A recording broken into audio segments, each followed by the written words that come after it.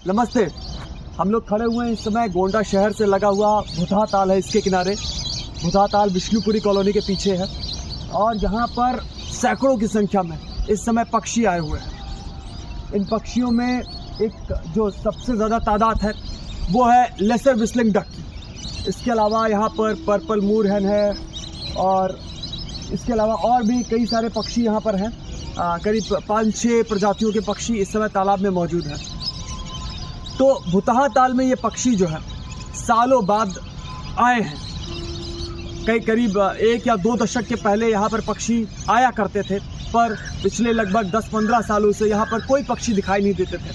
Purple मूर है यहाँ पर कभी कभार 1-2 की संख्या में दिख जाया करती थी, लेकिन आज इस समय 2024 में दिसंबर का महीना है और ये पक्षी करीब 1 हफ्ते से यहाँ पर मौजूद हैं।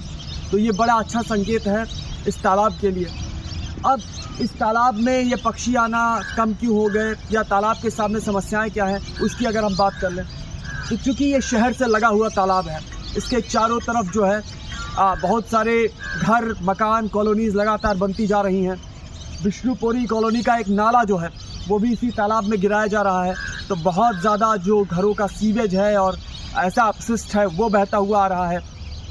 तालाब के ये किनारे पर काफ़ी ज़्यादा प्लास्टिक का डंपिंग किया जा रहा है, कूड़े का डंपिंग किया जा रहा है। इसके अलावा बगल से ही एक सड़क गुजरी है तो उससे काफ़ी ज़्यादा शोर शराबा भी होता है। तो ये तमाम समस्याएं हैं जो यहाँ तालाब पे ऐसे पक्षियों को आने से रोकती हैं, लेकिन फिर भी किसी कारणवश इस बार ये पक्षी जो है यहाँ पर आ गए। तो इसमें जो प्रमुख रूप से आए हुए पक्षी हैं वो है लेसर विस्लिंग डक। ये इनको प्रवासी पक्षी नहीं कहा जाएगा, क्योंकि प्रवासी पक्षी की जो परिभाषा है उसके अनुसार ऐसे पक्षी जो बहुत लंबी डिस्टेंस कवर करके आते हैं उन्हीं को प्रवासी पक्षी कहते हैं। तो हालांकि ये पक्षी भी इस तालाब में नहीं रहते हैं, ये भी यहाँ पर अलग जगह से ही आए हैं, पर ये बहुत लंबी दूरी से नहीं आए, क्योंकि ये पक्षी प्रमुख रूप से हमारे भारतीय उपमहाद्वीप में या साउथ एशिया में ही प्रवास कर रहते हैं। तो ये यहाँ पर शायद और थोड़ा नॉर्थ से आए हुए हैं, नेपाल साइड से शायद इधर आए हुए होंगे। जब ठंडियाँ बढ़ती हैं उत्तर में ज़्यादा तो फिर दक्षिण की ओर छोटा प्रवास भी ऐसे तमाम पक्षी करते हैं। तो ये लेसर विस्लिंग डक जो है ये इस तरीके से इस तालाब में पहुँचे हैं। ये एक्चुअली नॉक्टर्नल पक्षी हैं, ये रात्रि में अपना भोजन प्राप्त करते हैं और दिन में इसी तरीके से ये बड़े झुंड में इसी तरीके से तालाब में बैठते हैं, अपनी साफ़ सफाई करते हैं, धूप सेकते हैं, आराम करते हैं। रात में ये प्रमुख रूप से जो तालाब में तैरने वाली जो पौधे हैं, वेजिटेशन है, उसको खाते हैं। इसके अलावा कभी कभार छोटी मछलियाँ या छोटे मोटे कीड़े जो हैं उनको भी ये खा लेते हैं। तो इस तरीके से ये जो पक्षी हैं ये ऐसे वेटलैंड्स के लिए, तालाबों के लिए बड़े ज़रूरी हैं, क्योंकि एक तो ये यहाँ पर कई तरीके के पौधे हैं उनका पॉलिनेशन करते हैं, परागण करते हैं। इसके अलावा किसी अन्य जगह से किसी घास का बीज लेकर वो यहाँ पर आते हैं, यहाँ पर उसको डालते हैं। तो इस तरीके से चूँकि हम इंसान हैं या दूसरे जो जानवर हैं, हम दूसरे जगह पर जाकर जो है अपनी पॉपुलेशन को बढ़ाते हैं, या फिर जो डाइवर्सिटी होनी चाहिए, बायोडाइवर्सिटी, उसको बढ़ाते हैं। दूसरे जानवर भी दूसरी जगह जाते हैं, अलग जगह पर जाकर मेटिंग करते हैं, तो इससे जो उनकी जेनेटिक बायोडाइवर्सिटी है, जेनेटिक डाइवर्सिटी है, वो भी बढ़ती है। पर पौधे कैसे, उनकी जो जेनेटिक डाइवर्सिटी वो कैसे बढ़े, तो वो काम करते हैं ऐसे पक्षी जो एक जगह के पौधों के बीज ले जाकर किसी अन्य जगह पर डालते हैं और उस जगह पर वो जो जेनेटिक डाइवर्सिटी पौधों की होनी चाहिए वो भी बढ़ती है। तो इस तरीके से जब जैव विविधता बढ़ती है तो प्रजातियों के अस्तित्व को बनाए रखने की उनकी जो क्षमता है वो भी बढ़ जाती है, उसकी संभावना बढ़ जाती है।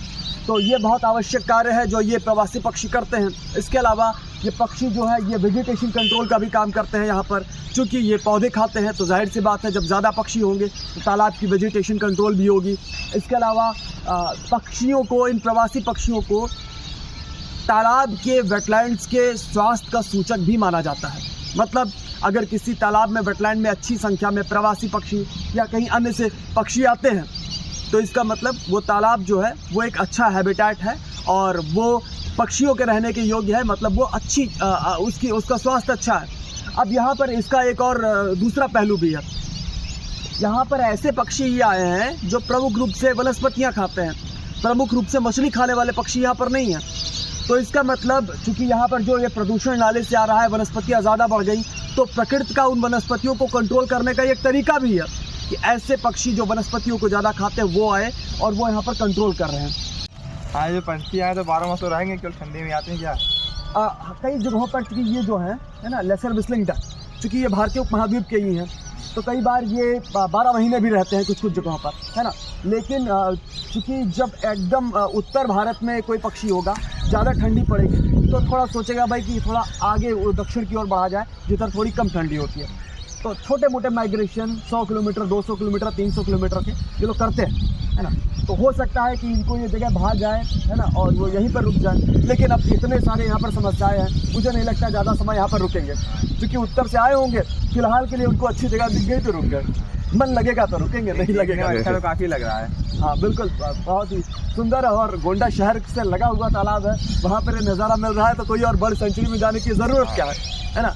सोचिए अगर हमारे आसपास के हर तालाबों में प्रवासी पक्षी आए, कितना सुंदर होगा। जब भी मन करे घर में मन उबने लगे, तालाब के किनारे पहुंच गए, पक्षियों को देख रहे हैं, मज़ा कर रहे हैं, है ना, मन आनंदित होगा। कोई लोगों के अंदर जो टेंशन और ऐसी तमाम समस्याएं होती वो भी खत्म होंगी, लोग बीमार भी कम होंगे।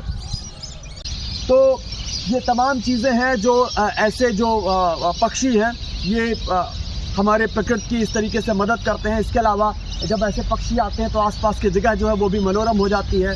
हम जैसे जो पक्षियों के प्रेमी हैं या फिर आम लोग भी, उनको भी बड़ा आनंद आता है ऐसे पक्षियों को देखकर, उनकी मधुर सी आवाज़ों को सुनकर। तो ये तमाम चीज़ें हैं जो आवश्यक हैं, जिस वजह से हमें इन पक्षियों को और ऐसे वेटलैंड्स को, तालाबों को बचाना चाहिए। और जब ये पक्षी हैं तो फिर ऐसे वेटलैंड्स भी जीवित हैं, वेटलैंड्स हैं तो हमारे पास पानी की अच्छी मात्रा है और ऐसे तमाम हमारे आसपास रहने लायक जो दशाएं होनी चाहिए वो बनी हुई हैं। तो आप सभी से निवेदन है कि आपके आसपास जहाँ भी ऐसे पक्षी आते हो या रहते हो, उनका संरक्षण कीजिए, वेटलैंड्स का संरक्षण कीजिए। ऐसे जो नाले गिरते हैं तालाबों में, इसको लेकर आसपास के प्रशासन से आवाज़ उठाइए, उनको पत्र लिखिए कि भाई ऐसे नाले गिर रहे हैं, इससे प्रदूषण बढ़ रहा है, इससे पानी भी गंदा हो रहा है, इससे तालाब के स्वास्थ्य को भी नुकसान हो रहा है, इससे पक्षियों को भी नुकसान हो रहा है, जीव जंतुओं को नुकसान हो रहा है। इसके अलावा जो जैसे इस तालाब के किनारे कूड़े की डंपिंग की जा रही है, ऐसे कहीं पर कूड़े की डंपिंग की जा रही हो तो ये पूरी तरीके से गैर कानूनी है। अपने आसपास का जो नगर निकाय है, चाहे ग्राम पंचायत हो, नगर पंचायत हो, नगर पालिका हो, नगर निगम हो, आप उनको भी पत्र लिखिए। आप उसकी एक कॉपी प्रदूषण कंट्रोल बोर्ड जो है, पॉल्यूशन कंट्रोल बोर्ड, उनको भी भेजिए। तो उनसे कहिए कि तालाब के किनारे डंपिंग ना करें, ये बिल्कुल गलत बात है। तो ऐसे तमाम तरीक़ों से हम लोग भी ऐसे तालाबों के संरक्षण में, ऐसे पक्षियों के संरक्षण में मदद कर सकते हैं। अभी कल ही मुझे यहाँ पर किसी एक व्यक्ति ने, जो आसपास ही कोई रहता है, मुझे मैसेज किया कि कुछ लोग यहाँ पत्थर मार रहे थे पक्षियों को, तो उसने आकर यहाँ लोगों को समझाया, रोका। तो अगर कोई पक्षियों को मारता है, चाहे बंदूक से शूट करता हो या पत्थर मारता हो या किसी तरीके से उनके जीवन में खलल डालता हो, उनको भी रोके। ना माने तो पुलिस की, वन विभाग की भी सहायता ली जा सकती है, क्योंकि ये पक्षी जो है ये वन्य जीव संरक्षण अधिनियम में संरक्षित भी हैं। इनको मारना, पकड़ना, परेशान करना जो है ये भी कानूनन अपराध है। तो ऐसी चीज़ें ना हो, ये भी हमारी जिम्मेदारी है। हम सबको मिलकर अपने प्रकृति को, अपने तालाबों को, अपने पक्षियों को बचाना चाहिए। तो आप सभी से निवेदन है इन तमाम चीज़ों में जुड़ें। अगर आप इसके बारे में और जानना चाहते हैं, आपका कोई प्रश्न है तो उसको कमेंट में ज़रूर पूछें। अगर आप गोंडा में हैं, आप नेचर क्लब गोंडा के साथ जुड़ना चाहते हैं, या फिर आप कहीं बाहर से भी हैं और उस माध्यम से आप नेचर क्लब गोंडा से जुड़कर ऐसी जानकारियाँ प्राप्त करना, ऐसी चर्चाओं में जुड़ना चाहते हैं, तो आप भी अपना कॉन्टैक्ट नंबर कमेंट में भेजिए। हम आपको ऐसे ग्रुप में ऐड कर लेंगे और ऐसे कार्यक्रमों में अगर आप आसपास के हैं तो हम आपको इनवाइट भी करेंगे। तो फिर से आपसे निवेदन है कि प्रकृति को बचाने के लिए आगे आइए, क्योंकि प्रकृति है तभी हम हैं। हमारा कोई अलग अस्तित्व तो नहीं है, हम प्रकृति के ही एक हिस्से हैं। धन्यवाद।